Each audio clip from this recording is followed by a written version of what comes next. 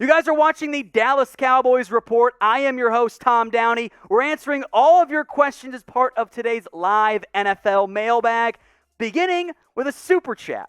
First up from my alleged burner account, more for future Lil Downey. Thank you, my friend, due in November. Do you see Gregory as an every down defensive end like Tank or more of a pass rush specialist? Bit worried about his run defense. So if the Cowboys are operating on a defense that looks like a 3-4 front, that puts 5 surface guys. Now, there'd be probably 1, maybe 2 stand-up edges, one of them probably being a linebacker that has been rolled down into the front. But I think that's the most likely outcome, that you could still use DeMarcus Lawrence as an outside guy. I thought Randy Gregory is an outside guy. I think that's enough. Now, the Cowboys might try some different fronts where it's not always Gregory out there. In fact, I kind of expect them to. I don't think he's going to play the same volume as snaps as DeMarcus Lawrence, but I think in the end, it's the likelihood that he is the number 2 edge and plays close to every down snaps. From Mendoza, bring in LaShawn Sims. He is a free agent. He's got some cornerback background. I think the last team was with the Bengals. I'm surprised to see his name. Frankly, he's not that good. He doesn't really bring you much, I think, other than like backup capabilities. He's still fairly young. He was a draft pick of the Tennessee Titans. I don't care much for LaShawn Sims. I know he started a bunch of games last year for the Bengals. I don't think he's better than like Reggie Robinson. I'd rather have him on my team. So at that point, I don't see what Sims ends up bringing in the end. From Dominic Service, a.k.a. Angry Cowboys fan, what's our biggest bump in the road this season besides the defense, and who should we worry about more in our division? He then says, whiskey for my men, beer for my horses, drink Tommy Boy. If someone out there wants to hand me the Jack Daniels, I'll do a poll for you right now. Producer Sam's going to grab that. As for the biggest road bump in the defense, it's a super chat, so I get to say it, Producer Brett. Safety still concerns me. Defensive tackle, just the overall talent, is a bit of a red flag for me. As for who we should worry about in our division, go ahead, you can send Sam. It's all good. It's all good. Yeah, there we go. Thank you. There we go. Whiskey. As for, not a sponsor. As for division, it's very clearly Washington. That's the team that concerns me the most, right? So, bottoms up. Thanks for the super chat. This is a slow pour, by the way. All right, Dallas Young. Kearse, a surprising starter. If we're going on surprises, then yes, this is a good name to remember, folks.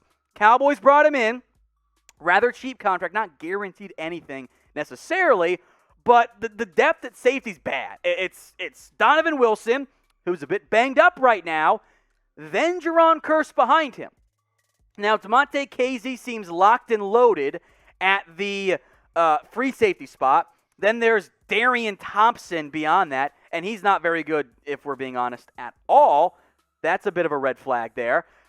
I don't know what the Cowboys are going to do. If there's injuries to Wilson or others, it's going to be in a tricky situation. So because of that, as I'll move this whiskey off here, because of that, I think Kearse is a good name to keep an eye out for. I don't know necessarily if he ends up starting games. I hope he doesn't. I want it to be Wilson and Kazee at the safety positions, but injuries happen, and the safety depth on this team is basically non-existent.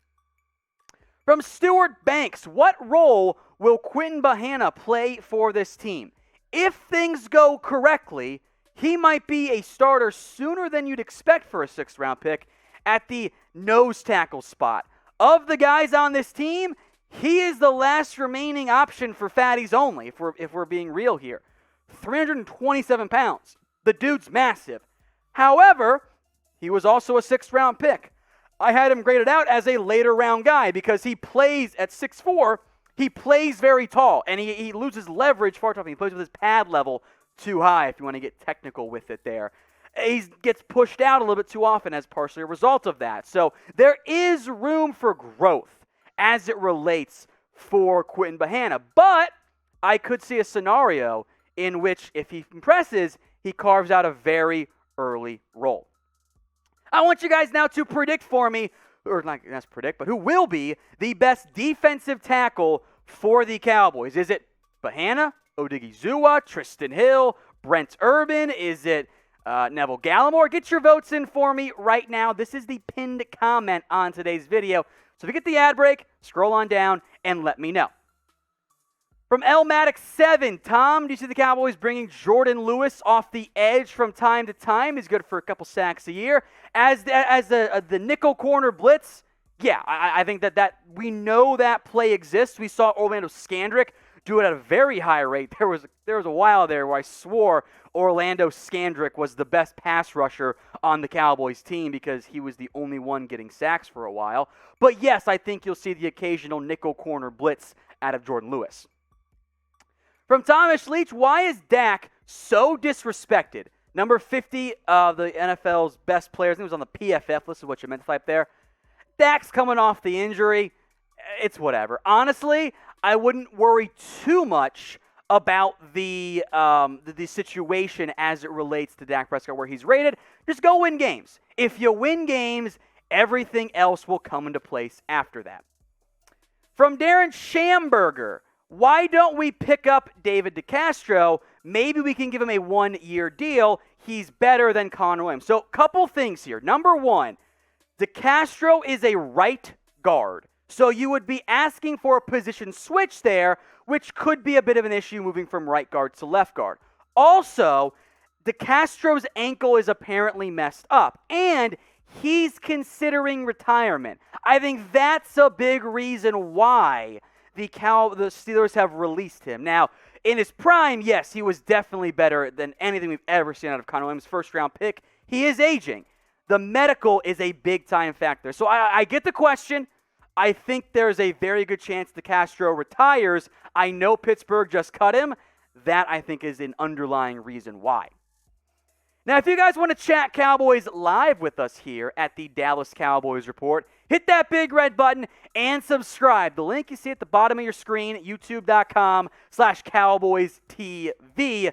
Subscribe, join us for the live chat. That way you can get your questions answered on the show. Luis Hernandez with a profile picture of me munching down on some Magic Spoon cereal. I love to see it there. $5 off, magicspoon.com/Cowboys. Awesome profile picture there, Luis. Any undrafted free agent receivers that have a chance to get the wide receiver 4 or 5 role? I think that the more likely outcome is that Simi Fehoko earns a wide receiver 4 or wide receiver 5 role. But there are 2 names out there among some other top undrafted free agents to watch. Brandon Smith, Cowboys gave him a pretty good amount of money as a UDFA out of Iowa. That is definitely one to keep an eye out for. TJ Vasher, meanwhile, out of Texas Tech, falls into a similar grouping of Brennan Eagles and Osiris Mitchell. They are huge. They are like 6'4", 6'5", and beyond that. Because of that, I think the Cowboys are looking for one of those guys to maybe practice squad year 1, handle a possession receiver role on the outside. So of the 4, I'd lead Brandon Smith, but I like TJ Vasher quite a bit as well. If you guys have more undrafted free agency signings or whatever questions, by the way, folks, I did do a breakdown the second before that was officially announced, but I did it the day after the draft. The thumbnail looks like that. It's available on the channel because we keep you guys covered every single day here on the Dallas Cowboys Report. From Dominic Service, the early MVP right now. Throwback return next year, 2020. Bring back the Thanksgiving throwbacks and the 94 jerseys. Just got the notification 5 minutes ago. Producer Brett shaking his head. The jerseys are the best. Sam, go give me that throwback jersey. Look, I love the Cowboys throwback jerseys. Producer Brett hates these jerseys, and he is objectively wrong.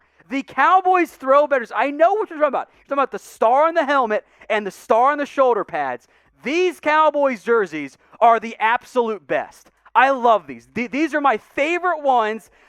That's not true. They do not always lose in these, Producer Brett. These Cowboys jerseys are the best. It's my Sean Lee one, by the way, and Producer Brett's telling me to move on now. All right, Alan Williams II. Do the Cowboys, should they go to a 3-4 or a 4-3 defense? The answer is you're going to see a little bit of both in terms of base packages. I don't care that much about 3-4 versus 4-3. Are you setting your personnel up to have success? Is DeMarcus Lawrence going to have his hand in the dirt? If so, I don't care. Because the biggest reason why here is that 70% of the time, you're in nickel anyway. And 4-3, 3-4, it doesn't nearly matter as much as the old boomers on the beat want to tell you. All right, from Dubsack, Tom, with going to a speed rush with all these young linebackers going to a 3-4 will help our secondary. Again, don't read too much into 4-3 versus 3-4. Dan Quinn's quote was, it looks like a 3-4 defense. I believe, and we'll find out in camp and in the preseason, that means one of those linebackers, maybe Jalen Smith or Micah Parsons, slides on down to the outside linebacker spot. That I'm fine with. And hopefully, look, better interior defensive line play will help the secondary. You got to stop the run first, then we can address those issues in the secondary overall. X2 Pro Skills trade LVE and a second or third for Jeffrey Okudah. The Lions aren't selling low that much. I mean, guys, Trent Richardson went for a first after a year. Now, he was better in year one than what he became, but the Lions are not going to take LVE and a second or third for Okudah. That's a second and a fifth round pick for Jeffrey Okudah. That's a significantly lowball offer. From Jaden Flores, who will have a better season, Damontae Kazee or Keanu Neal? I think it'll end up being Damontae Kazee. Also, producer Brett just broke his own rule, bringing up a safety question without it being a super chat. Everyone type in L in the comment section to throw some shade at producer Brett there. But since it's up here, I think it's Kazee. I think it's safety here because Kazee is going to have the best opportunity for more snaps. He's your starter at free safety. Keanu Neal right now is fighting for a role as a number 3 or 4 maybe linebacker who will probably play mostly in coverage situations. From Nate Rosario, can we sign Jordan Matthews? Can? Yes. Why? I don't know. He is not better than any of your top 3 or 4 receivers. He is apparently going to move to tight end when you've got 2 better tight ends already, so I don't really see the benefit at that point. From Mendoza, can Chauncey Golston be a surprising player this year? Good name, and I think, yes, he could be. I liked him coming out of Iowa, not as high as where the Cowboys took him, but I did like him. I think I had a 4th round grade on him, so it wasn't that big of a reach compared to some of the other ones in the long run. But he's a good run stopper. I don't think he's going to be anything more than a number 2 at best. Edges are probably over number 3, number 4. But getting that guy to depth is helpful. I think he's got a pretty high floor in the NFL. From Thomas Leach, what defensive help can we get via trade? Rumored last year with the Jets. We will break down some trade targets. Stick around for that here on the channel. You mean Quinnen Williams. And don't get your hopes up for Quinnen. I told you guys this last year. The Jets were not going to trade him. He was balling out. They were never going to move on from him because he was an awesome football player who was playing great, who was drafted early. So I love Quinnen Williams. I'd move the first to Michael Gallup for him right now. Jets aren't going to do that, though. Predict now for me in the comments section the Cowboys record this year. Reminder, folks, you've got an extra game this season. Not just the 16 games, but 17 at that point. So go ahead, get your votes in. Predict the Cowboys record. From Bo Beans, or Bobbines, however you want to pronounce it. Who do you see on the hot seat this season? Players and staff who could also possibly be moved mid-season. If the Cowboys are bad, then I think Mike McCarthy gets himself on the hot seat. I don't think he's there right now, but if they're bad, different conversation. If they disappoint, that could change. Mid-season, you're looking at guys who've got 1 year left on their deal. Guys like Michael Gallup, other pending free agents, maybe even a Damontae Kazee if they're bad. Player-wise, again, guys with 1 year left on their contract. I think you have to include Michael Gallup in that conversation if they're bad. I'll throw out one big name who I know you guys will appreciate. It's probably DeMarcus Lawrence and or Amari Cooper. Because looking ahead to next year, the Cowboys did not restructure those 2 deals. They at least have the option to look at dumping one or both of those guys if they struggle. Not saying they will, but the option, that door is open. from Stage, I think it's how you're going to pronounce it there. Do you think we should trade for Xavier Howard or Stephon Gilmore? And who would we give away if we do? Well, first off, pick a cornerback for me, guys. Who would you rather have on your team? Type SG for Stephon Gilmore or type in XH for Xavier Howard. Get your votes in for me in the comments section. I lean toward I'd rather have Xavier Howard. He's younger. He would also cost more, and we will go more in depth, by the way, in our trade targets video as to what that could end up looking like in terms of the cost for the Dallas Cowboys. So make sure you're subscribed and don't miss out on that one. And if you're watching live, that's coming up here in just a second.